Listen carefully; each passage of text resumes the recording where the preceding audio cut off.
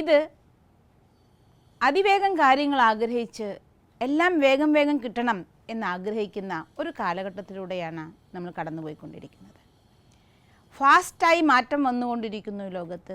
എല്ലാവരും ആഗ്രഹിക്കുന്നു ഫാസ്റ്റായി എല്ലാം കിട്ടണമെന്നാണ്. അതെന്തൊന്നാണെങ്കിലും ഫാസ്റ്റായി നടക്കണം, ഫാസ്റ്റായി ലഭിക്കണം, ഫാസ്റ്റായി നമുക്കതിന് റിസൾട്ട് കിട്ടണം, ഇങ്ങനെയൊക്കെയാണ് എല്ലാവരുടെയും ആഗ്രഹം. ഇന്ന് 5 മിനിറ്റ് കൊണ്ട് ജീവിതത്തിൽ സദാ സന്തോഷമായിരിക്കാനുള്ള ഒരു മെത്തേഡ് ആണ് സിസ്റ്റർ എന്ന് പഠിപ്പിക്കാൻ പോകുന്നത്. എങ്ങനെയാണ് 5 മിനിറ്റ് കൊണ്ട് ആ സന്തോഷം നമുക്ക് നേടിയെടുക്കാൻ സാധിക്കുക? ഒരു മനുഷ്യൻ്റെ, അതൊരു വ്യക്തിയുടെ തോട്ട് എനർജി എന്ന് പറയുന്നത് അവൻ്റെ ഊർജ്ജമണ്ഡലം ക്രിയേറ്റ് ചെയ്യുന്നു.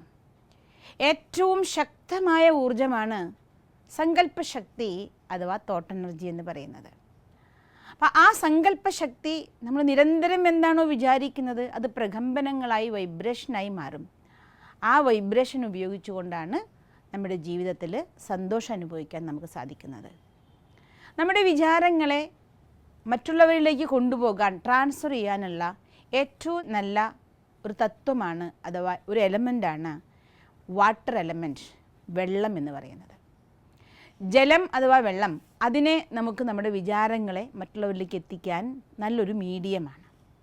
പണ്ട് കാലങ്ങളിൽ പുരാണ കഥകളിൽ നമ്മൾ കേട്ടിട്ടുണ്ട്, സന്യാസിമാരൊക്കെ കയ്യിൽ കുറച്ച് വെള്ളമെടുത്ത് ജപിച്ച് എറിയുന്നതോടുകൂടി ശപിച്ചു. ശാപത്തിൻ്റെ കാര്യങ്ങളാണല്ലോ നമ്മളധികം കേട്ടിട്ടുള്ളത്. അപ്പോൾ അങ്ങനെ അവരുടെ ഉള്ളിലെ സങ്കല്പത്തിനെ മറ്റുള്ളവരിലേക്ക് എത്തിക്കാൻ വേണ്ടി ഉപയോഗിക്കുന്ന ഒരു സാധനമായിരുന്നു, ഒരു മീഡിയമായിരുന്നു ജലം. ഇതുപോലെ തന്നെ അഗ്നിച്ചിറകുകൾ എന്ന പുസ്തകത്തിൽ ഡോക്ടർ APJ അബ്ദുൽ കലാം ഓർമ്മിക്കുന്നുണ്ട്, അദ്ദേഹത്തിൻ്റെ അച്ഛൻ രാമേശ്വരത്ത് വെള്ളത്തിൽ അദ്ദേഹം വിരൽ മുക്കി അല്പസമയം പ്രാർത്ഥിച്ച് നൽകുന്നതിലൂടെ ആ നാട്ടുകാർക്ക് എല്ലാവർക്കും രോഗത്തിൽ നിന്ന് മുക്തി കിട്ടുമായിരുന്നു, സുഖം പ്രാപിക്കുമായിരുന്നു. ഇതെല്ലാം കാണിക്കുന്നത് നമ്മുടെ സങ്കല്പത്തിനെ ട്രാൻസ്ഫർ ചെയ്യാനുള്ള ഒരു മീഡിയം, അത് വെള്ളത്തിനെ ഉപയോഗിക്കാൻ സാധിക്കും എന്നാണ്. ഇതുപോലെ തന്നെ ഡോക്ടർ മസൂരു ഇമാട്ടോ എന്ന് പറയുന്ന വ്യക്തി നടത്തിയ വാട്ടർ എക്സ്പെരിമെൻറ്റ്, അത് വെള്ളത്തിനെ സങ്കല്പങ്ങൾ സ്വാധീനിക്കുന്നതിനെ വളരെ പ്രകടമായി പറയുന്ന ഒരു എക്സ്പെരിമെൻ്റാണ്. അദ്ദേഹം ഒരു ജപ്പാനിലെ പ്രസിദ്ധനായിരിക്കുന്നൊരു വ്യക്തിയാണ്. അവിടെ ഫുജിവാര ഡാമിലെ വെള്ളത്തിലാണ് അദ്ദേഹം തൻ്റെ പരീക്ഷണങ്ങൾ നടത്തിയത്. ആ വെള്ളത്തിലെ തന്മാത്രകളുടെ ഘടനയെ ആ വെള്ളത്തിനെ ക്രിസ്റ്റലൈസ് ചെയ്ത് അദ്ദേഹം ഫോട്ടോ എടുത്തു. അതിനുശേഷം 1 മണിക്കൂർ പ്രാർത്ഥനയ്ക്ക് ശേഷം ആ വെള്ളത്തിൻ്റെ തന്മാത്രകളുടെ ഘടനയെ ക്രിസ്റ്റലൈസ് ചെയ്ത് വീണ്ടും ഫോട്ടോ എടുത്തു. 2 ഫോട്ടോയും തമ്മിൽ വളരെ വ്യത്യാസമായിരുന്നു. ആദ്യത്തെ വെള്ളത്തിൻ്റെ ക്രിസ്റ്റലൈസ് ചെയ്ത തന്മാത്രകളുടെ ഘടനയും രണ്ടാമതെടുത്ത പ്രാർത്ഥനയ്ക്ക് ശേഷം ആ വെള്ളത്തിനെ ക്രിസ്റ്റലൈസ് ചെയ്ത് ഫോട്ടോ എടുത്തപ്പോൾ ഉണ്ടായ ഘടനയും തമ്മിൽ വളരെ വ്യത്യാസമുണ്ടായിരുന്നു. രണ്ടാമത്തേത് അതിമനോഹരമായി അതിനെ വിന്യസിച്ചതായി കണ്ടു. അദ്ദേഹം ആ വെള്ളത്തിനെ തന്നെ പല ഗ്ലാസ്സുകളിലാക്കി അന്ന് പല ലേബലൊട്ടിച്ച് തൻ്റെ പരീക്ഷണം തുടർന്നു. ഒരു ലേബലിൽ എഴുതിയിരുന്നത് ലവ് എന്നായിരുന്നു. ലവ് എന്ന വാക്ക് എഴുതി ഒട്ടിച്ച ആ പാത്രത്തിലെ വെള്ളം അതിനെ ക്രിസ്റ്റലൈസ് ചെയ്ത് അതിൻ്റെ ഫോട്ടോ എടുത്തപ്പോൾ വജ്രത്തിൻ്റെ നെക്ലസ് എല്ലാം കാണുന്നത് പോലെ മനോഹരമായ രീതിയിലായിരുന്നു. വേറൊരു ലേബലായിരുന്നു താങ്ക് യു. ആ വെള്ളം ക്രിസ്റ്റലൈസ് ചെയ്ത് അതിൻ്റെ ഫോട്ടോ എടുത്തപ്പോൾ അത് വേറൊരു രീതിയിൽ മനോഹരമായിരുന്നു. മറ്റൊന്നും എഴുതി മദർ തെരേസ, അത് വേറൊരു രീതിയിലേക്ക് അതിൻ്റെ ആ ഘടന, വിന്യാസം, തന്മാത്രയുടെ വിന്യാസം മാറി. യു മേക്ക് മീ സിക്ക്, ഐ വിൽ കിൽ യു, അങ്ങനെ ഒരു ലേബൽ എഴുതി ഒട്ടിച്ചു. അത് മറ്റൊരു രീതിയിൽ ആ ശബ്ദം എന്ത് ഫീലിംഗ് ആണോ ക്രിയേറ്റ് ചെയ്യുന്നത് അതേപോലുള്ള ഒരു ഫോട്ടോ ആണ് അതിൻ്റെ വെള്ളം ക്രിസ്റ്റലൈസ് ചെയ്തപ്പോൾ കണ്ടത്. ഇനി ഒന്നുമേ സോൾ എന്നെഴുതി ഒട്ടിച്ചു. ആ വെള്ളത്തിനെ ക്രിസ്റ്റലൈസ് ചെയ്ത് അതിൻ്റെ ഫോട്ടോ എടുത്തപ്പോൾ അതിൻ്റെ തന്മാത്രകളുടെ ഘടന വിന്യസിക്കപ്പെട്ടിരിക്കുന്നത് കാണപ്പെട്ടു. ഇനി നമുക്ക് മനസ്സിലാക്കാവുന്നത് വെള്ളം എന്ന് പറയുന്ന തത്വം നമ്മൾ ഓരോരുത്തരുടെയും സങ്കല്പങ്ങൾ അഥവാ ഒരു തോട്ട് അല്ലെങ്കിൽ ഒരു വേർഡ് അതിലുണ്ടാക്കുന്ന പ്രകമ്പനം അഥവാ പ്രഭാവം എത്ര വലുതാണ്, എത്ര എഫക്റ്റാണ് അതിനുള്ളത് എന്നാണ്. അപ്പോൾ കേവലം ഒരു ലേബൽ ഒട്ടിക്കുമ്പോൾ ഇത്രയ്ക്കും ശക്തിയുണ്ട് എങ്കിൽ സത്യത്തിൽ നമ്മൾ നേരിട്ട് പ്രാർത്ഥിക്കുമ്പോൾ അല്ലെങ്കിൽ നമ്മുടെ ഉള്ളിൽ നിന്നുണ്ടാകുന്ന നിരന്തര ഫീലിങ്ങിലൂടെ വൈബ്രേഷനിലൂടെ നമ്മുടെ ഉദ്ദേശം നൽകുന്ന സമയത്ത് ആ വെള്ളം എത്ര അത്ഭുതകരമായ രീതിയിലായിരിക്കും നമ്മുടെ ഉദ്ദേശത്തിനെയും വൈബ്രേഷനെയും തോട്ടിനെയും വഹിച്ചുകൊണ്ട് അതിൻ്റെ ഒരു വാഹിനിയായിക്കൊണ്ട് തന്നെ മറ്റുള്ളവരിലേക്ക് എത്തിച്ചേരാൻ നമുക്ക് മനസ്സിലാക്കാം. ഇതുകൊണ്ട് തന്നെ ആയിരിക്കും അമ്പലങ്ങളിൽ നിന്ന് തീർത്ഥം എത്ര ഭയഭക്തിയോടെയാണ് നമ്മൾ ആ ഒരു തുള്ളി തീർത്ഥം വാങ്ങി സ്വീകരിക്കുന്നത്. കാരണം നിരന്തര പ്രാർത്ഥനയുടെ പൂജയുടെ ശക്തി നിറച്ച ആ ഒരു തുള്ളി വെള്ളം ആ പോസിറ്റീവ് തോട്ട്സിനെ നമ്മുടെ ഉള്ളിലേക്ക് തരും.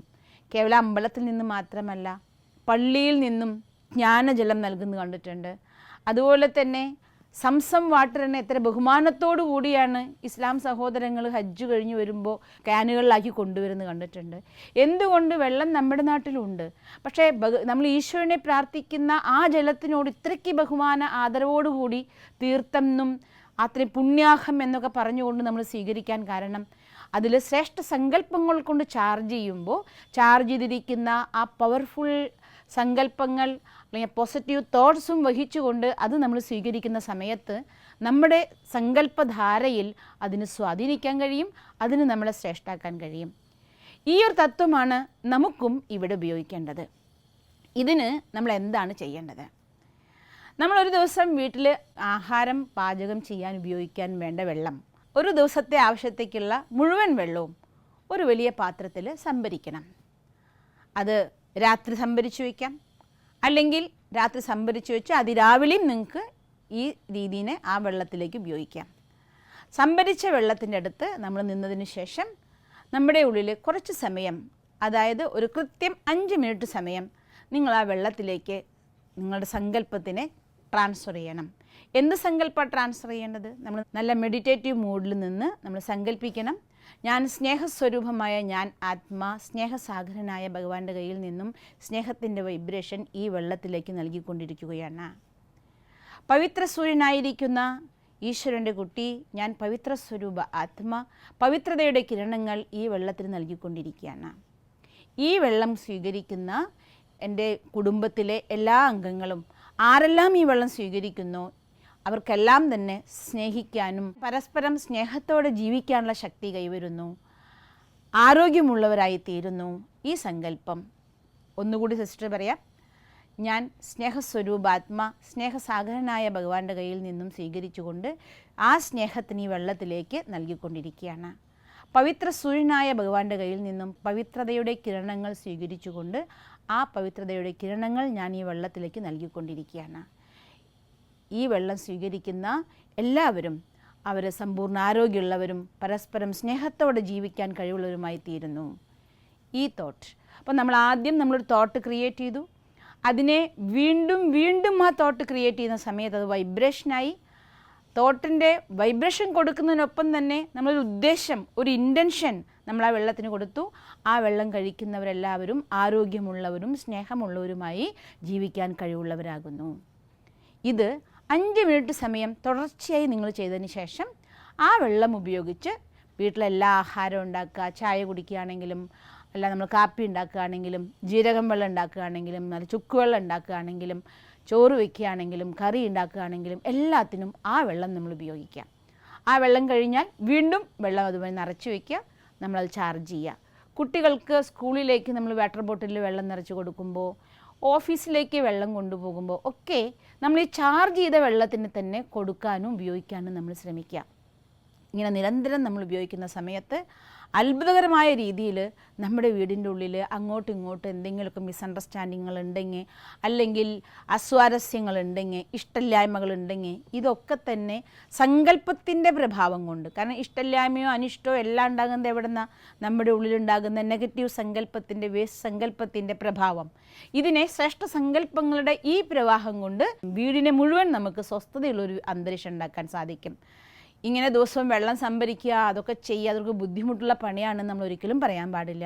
എന്തുകൊണ്ടാണെന്ന് വെച്ചാൽ നമ്മളെല്ലാവരും നമ്മുടെ വീട്ടിലെ ഓരോ അംഗത്തിൻ്റെ ആരോഗ്യത്തിന് വേണ്ടി അവരുടെ സുഖത്തിന് വേണ്ടി എന്ത് ത്യാഗം ചെയ്യാനും തയ്യാറാണ്, എത്ര കഷ്ടപ്പാടുകൾ ചെയ്യാൻ തയ്യാറാണ്, എത്ര ധനം ചെലവഴിക്കാൻ തയ്യാറാണ്. പക്ഷേ ഇതിനെല്ലാം കൂടി വേണമെങ്കിൽ ഒരു 10 മിനിറ്റ് സമയം വേണ്ടി വരുമായിരിക്കും. പാത്രം കഴുകി അതിൽ വെള്ളം സംഭരിച്ച് 5 മിനിറ്റ് സമയം നമ്മൾ മെഡിറ്റേറ്റീവ് മൂഡിലുള്ള ശ്രേഷ്ഠ സങ്കല്പങ്ങൾ കൊണ്ട് ചാർജ് ചെയ്ത് ആ വെള്ളം കൊടുക്കുകയാണെങ്കിൽ വീട്ടിലെല്ലാവർക്കും ഇതേപോലുള്ള സ്വസ്ഥമായ സുഖകരമായ ഒരു അന്തരീക്ഷം ക്രിയേറ്റ് ചെയ്യാൻ നമുക്ക് സാധിക്കും.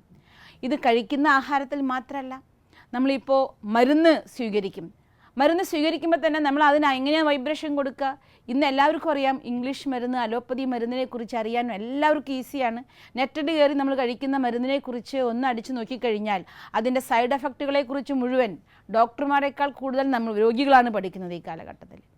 കാരണം സൈഡ് എഫക്റ്റിനെ കുറിച്ചേ പഠിക്കുന്നുള്ളൂ. ഏത് മരുന്ന് എന്തിന് സഹായമാണെന്നല്ല അധികം പഠിക്കുന്നത് എല്ലാവരും.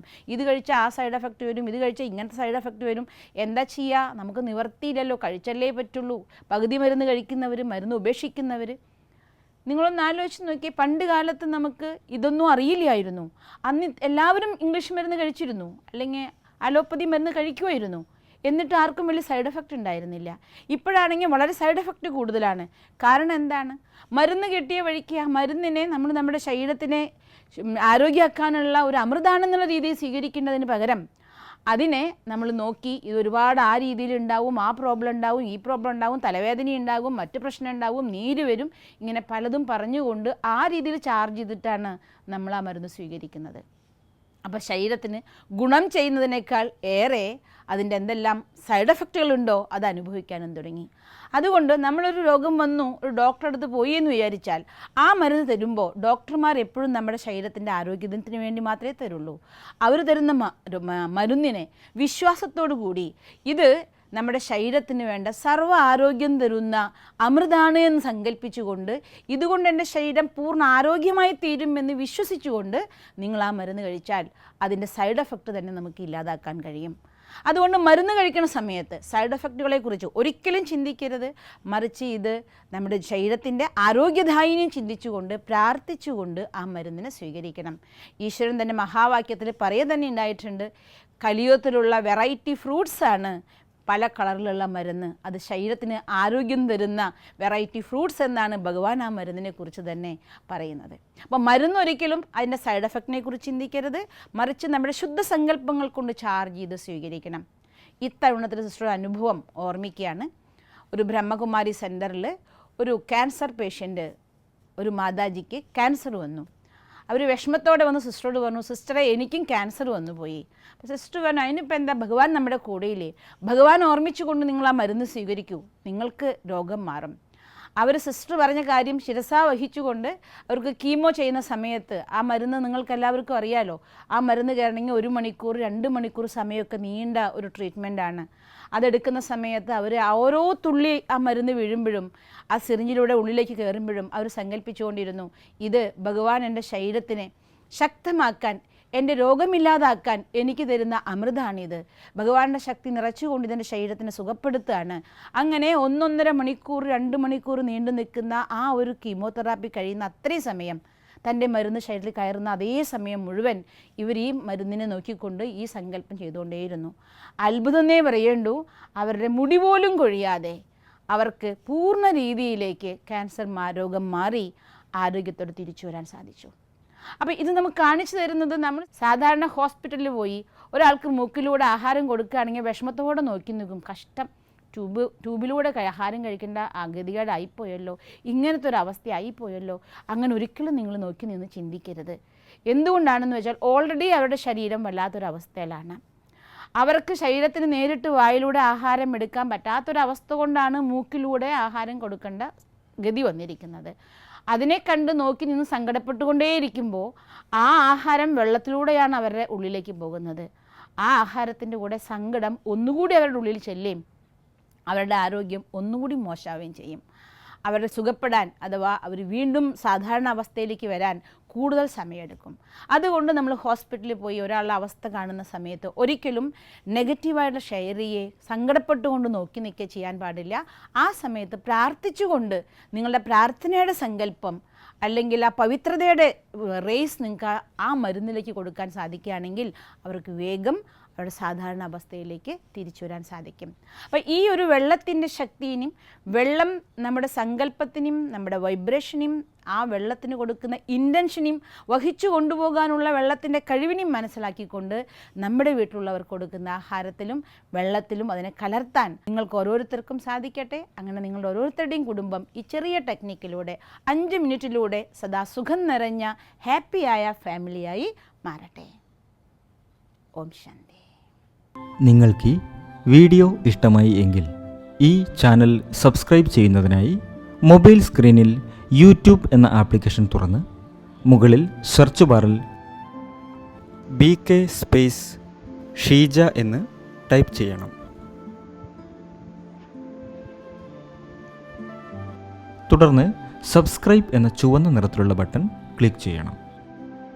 അപ്പോൾ വലതുവശത്ത് പ്രത്യക്ഷപ്പെടുന്ന ബെൽ ഐക്കൺ കൂടി ക്ലിക്ക് ചെയ്യാൻ മറക്കരുത്. അതിലൂടെ വീഡിയോ അപ്ലോഡ് ചെയ്യുന്ന അതേ സമയം നോട്ടിഫിക്കേഷൻ മൊബൈലിൽ ലഭിക്കാനും വീഡിയോ കാണാനും സാധിക്കുന്നതാണ്. ഈ ചാനൽ സബ്സ്ക്രൈബ് ചെയ്ത ഓരോരുത്തർക്കും നന്ദി.